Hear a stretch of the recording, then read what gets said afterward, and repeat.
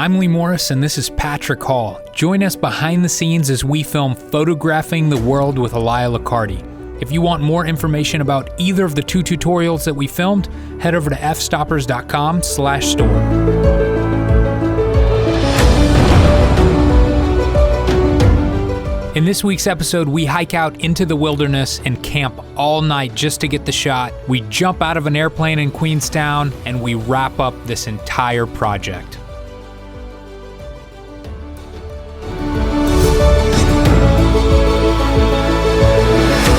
We are going camping tonight. We're gonna hike in 4 miles, set up tents, take pictures all night long, take pictures at sunset and sunrise.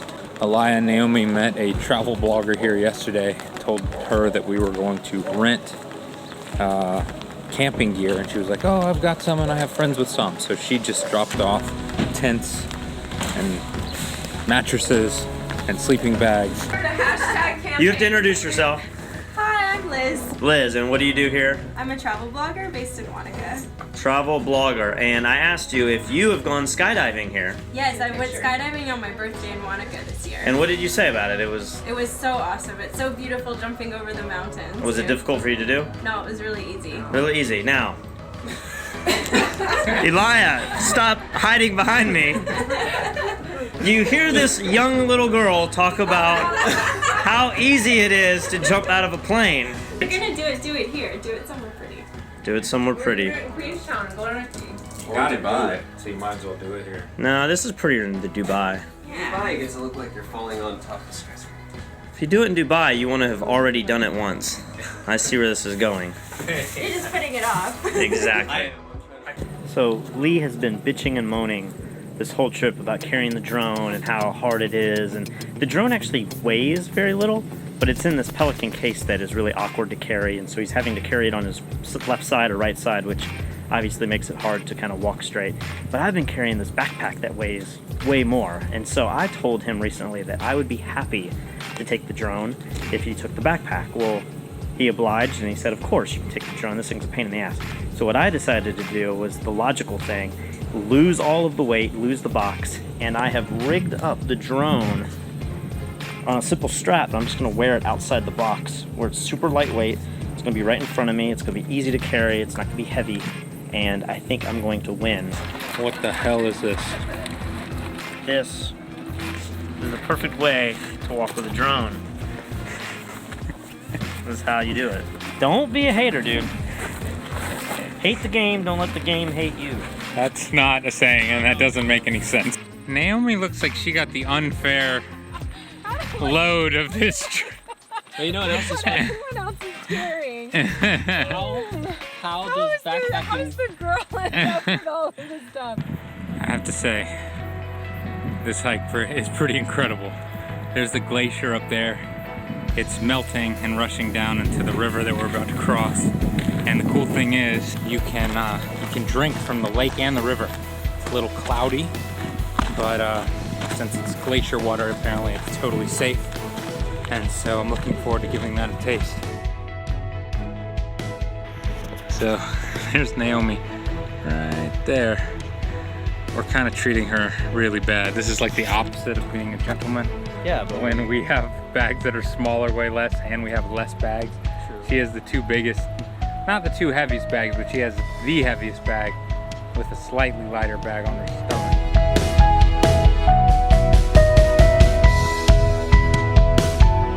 I'm hot and sweaty. I'm carrying this tripod around my neck so I can carry the drone in my hand and film a little bit. But we are like hour and a half into this hike, and I have to say it's the most beautiful thing I've seen in New Zealand.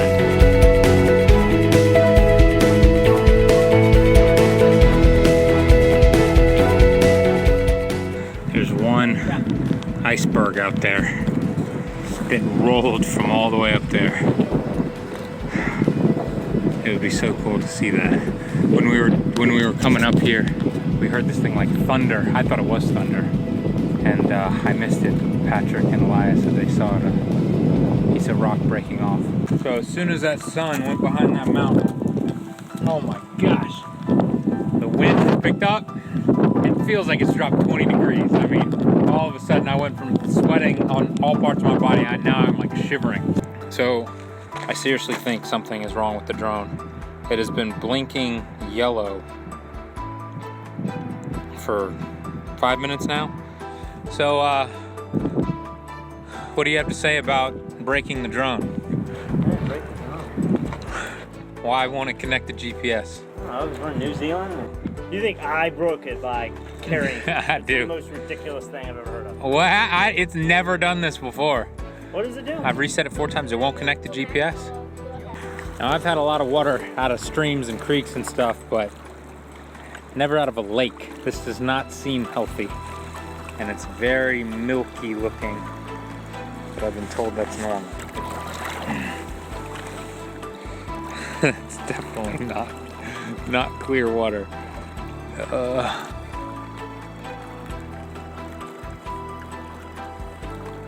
is it? It's not bad. Naomi's gonna start setting up tents over here. Elias starting to do some long exposure stuff, so we're gonna start filming him. I gotta be as fast as possible setting both these cameras up. What's the fear that you're gonna miss the sun on the top of the mountain? I need the tip of the mountain for the blend. Yeah. Pretty much. So the whole idea behind this photograph was to shoot throughout the blue hour so that we had this really nice ambient exposure, and then shoot all through the night. This would allow us to capture stars, star trails, and then later in post-production, Elia could blend everything together to come up with a really interesting photograph. I asked Patrick, I said, if you're gonna carry that drone, where are we gonna put it when we go to sleep? And he's like, oh, we'll just put it in the tent. I said, do you know how big a real 2-person tent is? Not a Walmart 2-person tent, a real 2-person tent. And these look like legit, absolutely no more than 2-person tents. Well, it looks like you can use it as a pillow. What, the drone? Yeah, or you can use it as a divider between the two. There's no room for that. This thing holds 1.5 people. It does not even hold 2 people. Oh, there was plenty of room for 2 people.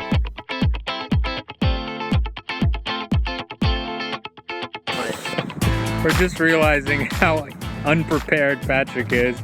I've got my winter coat, I've got the hoodie on, I've got like a winter hat. This is something else that I just wore while I was out here. I've got gloves, I've got huge boots with winter socks on, and Patrick has A shirt, like cotton, and then I have another shirt, but it's kind of wet because I sweated on the way in, and it didn't really dry. So I have a t-shirt and then this. All right, what happened? I have no idea. Look, this thing, I was doing brackets. It stopped right in the middle here. So I tried to turn it off. I'm turning it on and off, and nothing will happen. Won't take shots, won't change settings, won't do anything. It's completely locked up. I think that it's a battery grip thing. Yeah, this battery grip is horrible. Like the whole thing wobbles. It does. It's I must admit, this is a fake or third-party battery grip. We've had really good luck with the battery grips in the past. In fact, I've had some of the cheapo ones outlast the Nikon ones, but this one in particular has been giving us trouble. We need to take it off now. This just fucked up our whole shot for tonight.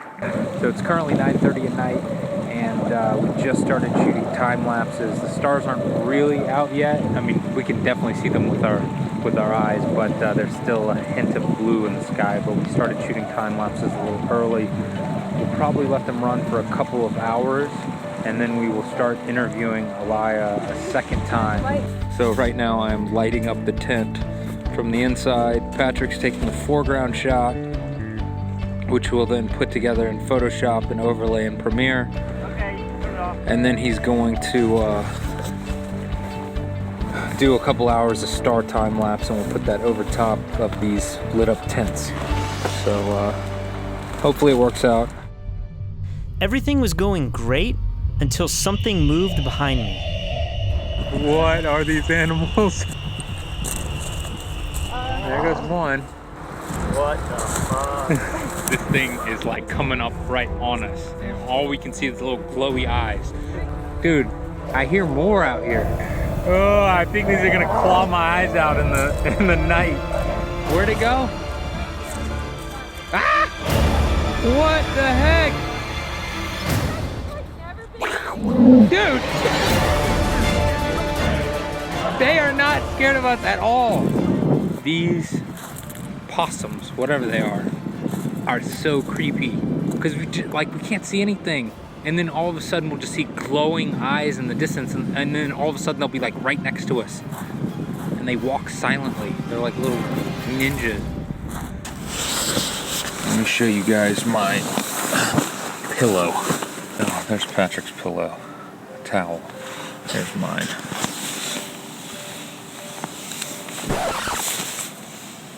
A boulder. That night, we tried our best to sleep while we let 6 cameras shoot throughout the night so that we would have time lapses when we woke up. Of course, things did not go according to plan. So all of our time lapses have failed. Elias not sure his picture's gonna work. I froze to death last night for no reason. So what happened to the other cameras? I don't know, man. Like, they stopped. They went like 30 frames and they stopped. Yeah, like I picked up that camera that was over there and it was shooting the horizon, and it had the stars and it had the moon creep. It looked really cool. And I go out and look at it and it's all out of focus. And I'm like, what the hell? Like, I know I focused it. So I started going back through the frames, and like 30 frames back, this like figure shows up on it. It's like half black, and I'm like, oh crap. Damn spirit visits me. What? Yeah, dude. What? And those are 30 seconds exposures. That's 1 minute there, 2 minutes there, 3 minutes. This thing was like doing something to the camera. That's like a ghost. Yeah, and then look, boom, sharp again. Oh my god. Oh, he's back. Look, he's completely on it. That's like minutes, dude. What? Yeah, it's creepy as hell. Let's put the light up here. Look at this. A little dirt. Oh my gosh. Something, man. I'm not saying the animal sabotaged all the footage, but I know for certain some black figure showed up on that time lapse and moved the camera, turned it out of focus, and then the next time lapse that I set up only took 30 pictures. Something doesn't want us out here.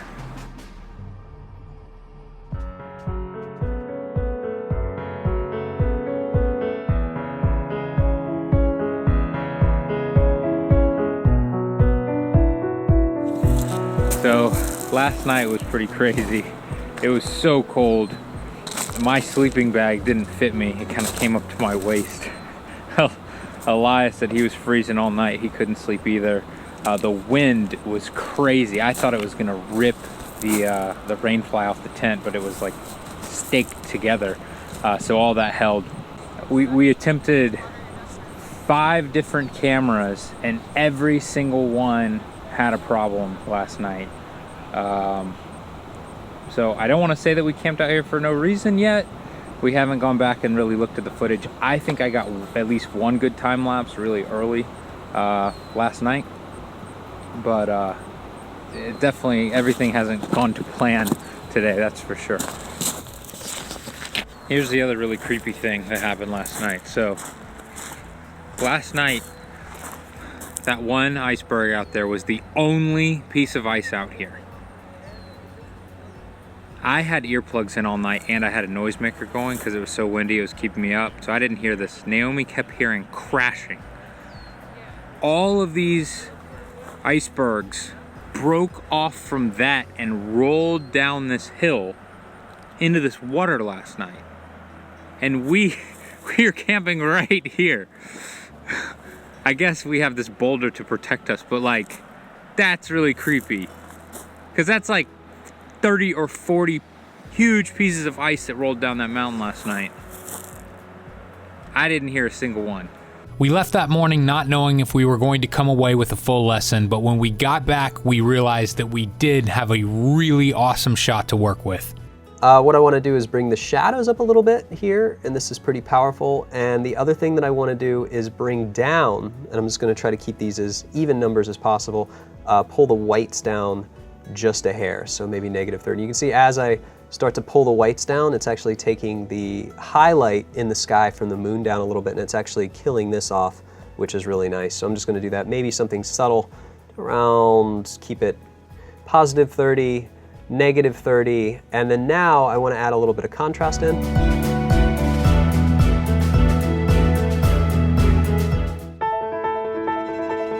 After completing what would be the final lesson in the entire tutorial series, we wound up heading back to Queenstown to face our fears. So today is the day we go skydiving, and I have been able to put it completely out of my mind. I haven't even thought about it. I'm not even really thinking about it right now. It's not real to me yet. I woke up this morning thinking I should have slept a little longer to keep it off my mind, but I feel good. Hi Naomi, how are you feeling about all this? Good? You feel good? You don't feel, Excited. is your stomach twitching at all or spinning? And No, I don't know. Lee said that he was going to do it twice in a row. why would he do it twice? Because we've already booked a spot for Elia, and Elia's not going. After 3 months of trying to convince Elia to skydive with us, at the last minute he decided not to come. But that wasn't going to stop us.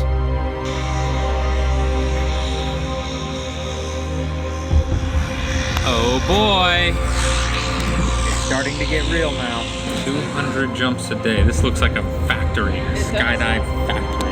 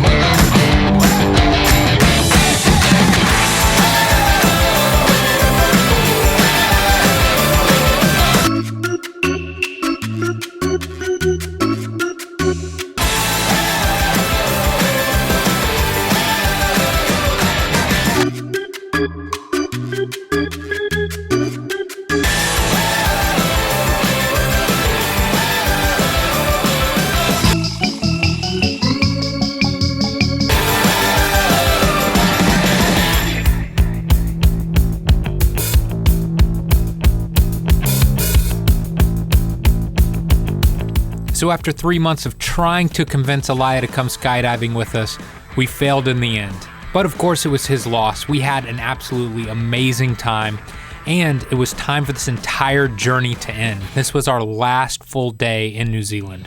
That night we treated ourselves to an amazing steak dinner, and the next day we had to wake up and say goodbye. After 3 months of traveling together, it was finally time to head back home. When I look back on this entire project, filming both of these tutorials on landscape photography and then cityscape photography, it is amazing how much we were actually able to see in 3 months. We literally flew around the world twice. I feel so fortunate that we decided to go to Germany and visit Photokina on that one strange random night where we met up with Elia for the first time and pitched this idea to him. I cannot believe that one random night led to all of this. This was by far the best trip of my entire life. I can't believe I got to actually do this for work. I hope that you've enjoyed following along on this behind-the-scenes journey with us. We spent so much time filming and then editing this entire project. If you'd like to learn more about the 2 tutorials that we filmed, you can head over to fstoppers.com/EliaLicardi or fstoppers.com/store. Make sure that you subscribe to our YouTube channel because we hope to do videos like this for every single tutorial we create from now on.